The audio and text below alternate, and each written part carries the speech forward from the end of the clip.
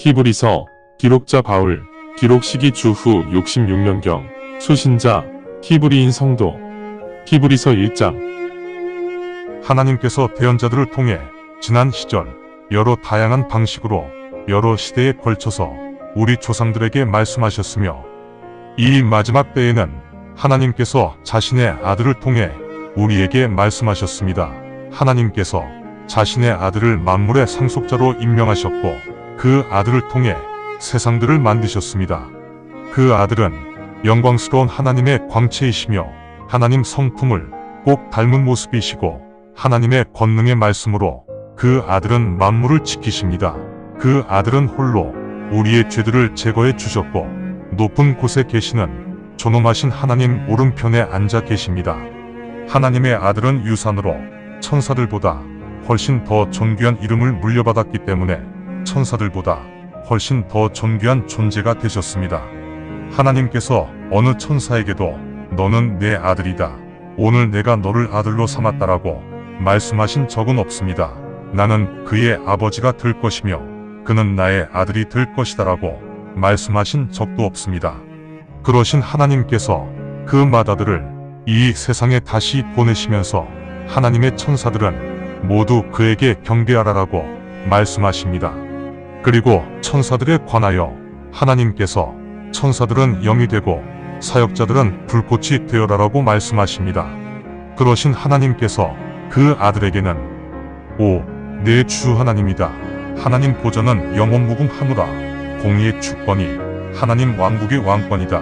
내가 공의를 사랑하였고 무법을 증오하였으므로 하나님 곧 내 주 하나님께서 너의 동료들보다 더 많은 기쁨의 기름을 너에게 부으셨다 라고 말씀하신 후 내가 태초에 이 땅의 기초를 대졌으며 내 손으로 하늘들을 만들었다. 내가 만든 이 땅과 하늘들은 소멸될 것이나 너는 영원히 살아남을 것이다. 천지만물은 모두 낡은 의복처럼 닳아서 사라질 것이다. 내가 천지만물을 겉옷처럼 포개어 접을 것이므로 천지만물이 변하게 될 것이나 너는 항상 동일하며 내 시대 또한 영원할 것이다 라고 말씀하셨습니다. 하나님께서 어느 천사에게든지 내가 내 적들로 내 발판을 만들 때까지 내 오른편에 앉아있어야 라고 말씀하신 적이 있습니까? 없습니다.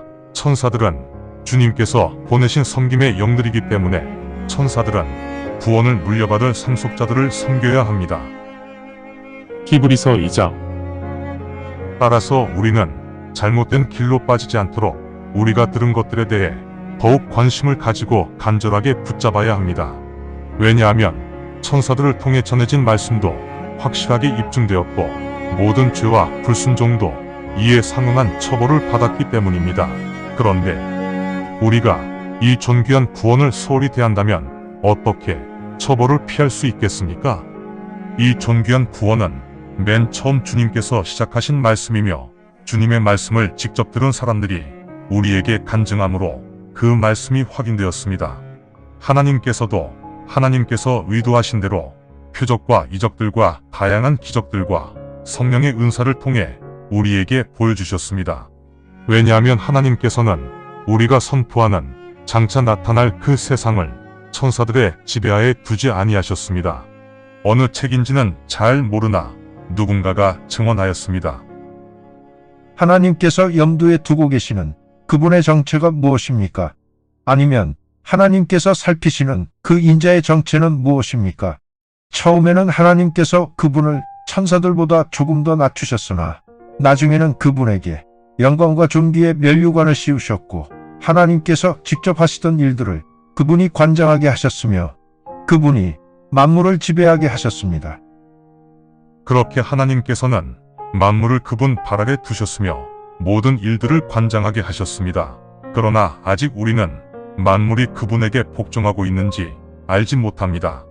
단지 우리는 천사의 신분보다 조금 낮아지신 예수님께서 영광과 존귀의 면류관을 쓰시고 죽음의 고통을 당하셨다는 사실을 알고 있고 하나님의 은혜로 예수님께서 모든 사람을 위해 죽음을 당하셨다는 사실도 알고 있습니다. 왜냐하면 그렇게 하는 것이 하나님께 합당하기 때문입니다. 하나님께서 많은 자녀들을 영광의 길로 인도하시기 위해 그들을 구원할 목자를 연단을 통해 온전하게 만드셨습니다. 만물은 하나님을 위해 존재하며 하나님에 의해 만물이 존재합니다. 성화를 시키시는 예수님과 성화를 받는 사람들이 하나가 되므로 예수님께서는 흔쾌히 그 사람들을 형제들이라고 부르시며 나는 하나님의 이름을 내 형제들에게 선포할 것이며 회중 가운데에서 나는 하나님을 찬양할 것이다. 라고 말씀하십니다. 그리고 다시 나는 하나님을 전적으로 신뢰합니다. 하나님께서 내게 주신 자녀들과 내가 여기 함께 있습니다. 라고 말씀하십니다. 자녀들이 피와 살을 함께 나누어 가지는 것처럼 예수님도 마찬가지로 우리와 동일한 피와 살을 나누어 가지셨으므로 죽음을 피하실 수 없었습니다. 그러나 그 죽음을 통해 사망의 권능을 가지고 있는 마귀를 파멸시키시려고 그렇게 하셨습니다. 이를 통해 죽음에 대한 공포에 평생 얽매여 있던 사람들을 해방시키셨습니다. 예수님은 천사들을 도우시는 분이 아니라 아브라함의 자손들을 도우시는 분입니다. 그래서 예수님께서 형제들과 완전히 동일한 모습으로 이 땅에 오셨습니다. 그 후 예수님께서 자비롭고 신실하신 대제사장이 되시어 하나님 앞에서 백성들을 대신하여 벌을 받으셨기 때문에 하나님께서 백성들의 죄를 용서하실 수 있었습니다.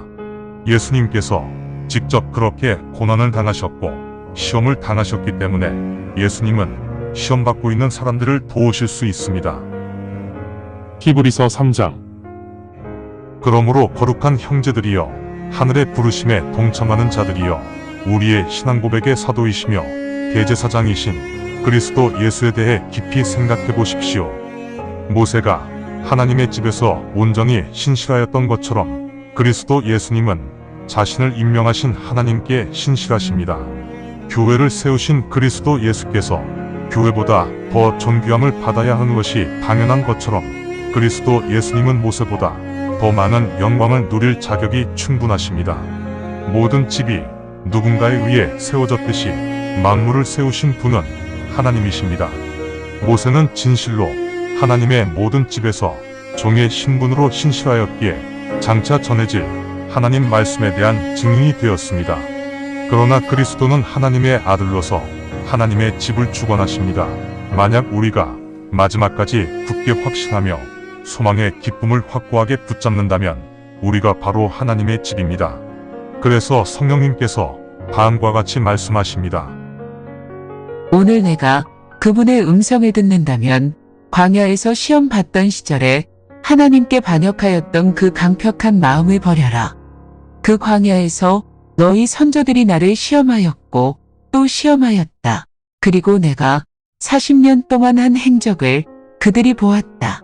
그래서 내가 그 세대에 분노하여 그들의 마음은 항상 방황할 것이며 나의 길도 깨닫지 못하였다라고 말하였다.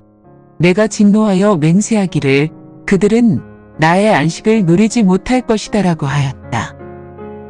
조심하시오, 형제들이여. 여러분 중 누구도 살아계신 하나님을 멀리하고 사악한 불신의 믿음을 가지면 아니 됩니다. 오직 우리가 오늘이라 부르며 사는 이 시대에 매일 서로 권면하십시오. 그래서 여러분 중 누구도 사악한 속임수에 빠지는 강팍한 마음을 가지지 않기 바랍니다. 우리가 처음에 가졌던 그 확신을 끝까지 굳건하게 붙잡는다면 우리는 그리스도와 동행하는 자가 이미 된 것이나 마찬가지이기 때문입니다. 오늘 너희가 그분의 음성을 들었다면 너희는 반역자의 강팍한 마음을 가지지 말아야 한다라는 말씀이 전해지고 있습니다. 그분의 음성을 듣고도 반역한 자들이 누구입니까? 모세가 인도하여 이집트에서 탈출한 우리 선조들 모두가 진정으로 그렇게 반역하지 않았습니까? 그 당시 하나님께서 40년 동안 누구에게 화를 내셨습니까? 반역의 죄를 지은 자들에게 화를 내시었고 그들은 시체가 되어 광야에 쓰러지지 않았습니까? 그리고 하나님의 안식을 누릴 수 없다고 하나님께서 누구에게 선언하셨습니까? 바로 순종하지 않는 자들에게 선언하시지 않았습니까? 그러므로 불신 때문에 그들이 하나님의 안식을 누릴 수 없었음을 우리가 알아야 합니다. 히브리서 4장. 하나님의 안식을 누리게 된다는 약속은 아직 우리에게 유효합니다. 그러니 우리 모두 하나님을 경외함으로 우리 중 누구도 하나님의 안식에 들어가기에 부족한 자가 없도록 해야 합니다. 왜냐하면 복음이 우리에게만 선포된 것이 아니고 그들, 즉 우리 조상에게도 선포되었기 때문입니다. 그러나 그들이 들었음에도 믿지 않았으므로 말씀에 순종할 수 없었기 때문에 그 말씀이 그들에게는 유익하지 않았습니다. 우리 믿는 사람들은 그 안식을 누리게 되지만 하나님께서 말씀하시기를 그러므로 내가 진노하여 맹세하는가 그들은 나의 안식을 누리지 못할 것이다. 라고 하셨습니다. 사실 하나님께서는 태초부터 이 일을 계획하시고 이미 다 준비해 놓으셨습니다. 왜냐하면 일곱째 날 어느 특정 시간에 하나님께서 이렇게 말씀하셨습니다. 그리고 하나님은 일곱째 날에 모든 일을 멈추시고 안식을 취하셨다. 그리고 다시 일곱째 날 그 시간에 그들은 나의 안식을 누리지 못할 것이다. 라고 하셨습니다. 따라서 일부 어떤 사람들에게는 당연히 안식을 누릴 기회가 아직 남아있으나 처음에 먼저 선포를 들었던 사람들은 순종하지 않았으므로 안식을 누리지 못하게 되었다는 의미입니다. 하나님께서 다시 오늘이라는 특정일을 지정하시고 그 말씀을 선포하셨습니다. 그렇게 오랜 세월이 지난 후 다윗의 글을 통해 하나님께서 말씀하시기를 오늘 내가 하나님의 목소리를 듣는다면 내 강팍한 마음을 버리고 순종하라. 하셨습니다. 만약 여호수아가 하나님께서 말씀하시는 안식을 그들에게 주었다면 하나님께서 오늘이라고 지정하신 그 안식의 날이 나중에 있을 것이라고 말씀하시지 않았을 것입니다. 그러므로 하나님의 백성을 위한 안식의 날은 아직 남아 있습니다. 하나님의 안식을 누리는 사람은 하나님께서 일을 중단하신 것처럼 그도 더 이상 일을 하지 않습니다.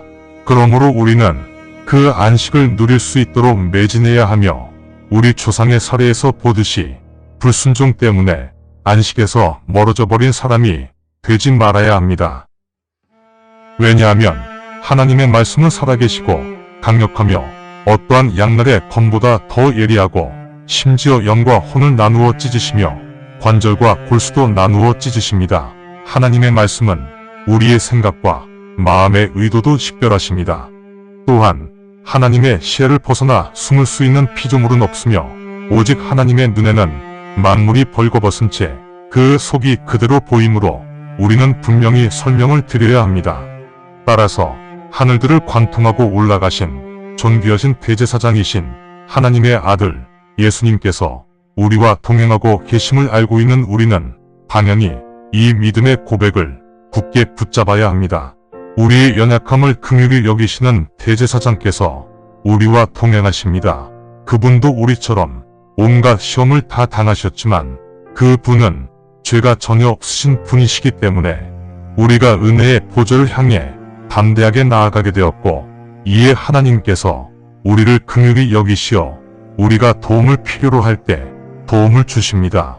그래서 우리는 하나님의 은혜를 알아야 합니다. 감사합니다. 주님의 말씀입니다. 성경을 처음 접하는 분들에게 기존의 한글 성경은 항상 이해하기 어려운 책입니다. 그래서 영어판 NKJV 성경과 여러 주석과 참조문헌을 활용하여 내용을 전달하기 위해 쉽게 풀어 표기하였습니다. 성경을 듣고 읽을 때 주님의 영이 임재하기 원합니다.